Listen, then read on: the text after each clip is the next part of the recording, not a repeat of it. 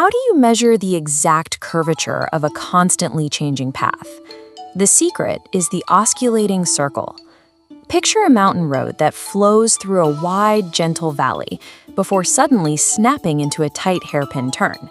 You can't score the entire road at once.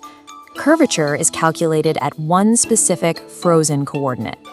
Since straight lines have zero curvature, we could just draw a tangent line and measure how fast the road pulls away from it. But instead, we find a circle that perfectly hugs the curve at that exact spot. This is the best-fitting geometric match, the osculating circle. A wide, gentle bend requires a massive circle to sit flush against it, but a tight, sharp corner perfectly wraps around a very small circle. The actual curvature score is simply 1 divided by the radius of that circle. So mathematically, a smaller radius directly produces a higher curvature. And that mountain road? In the wide valley, that massive circle yields a curvature near zero.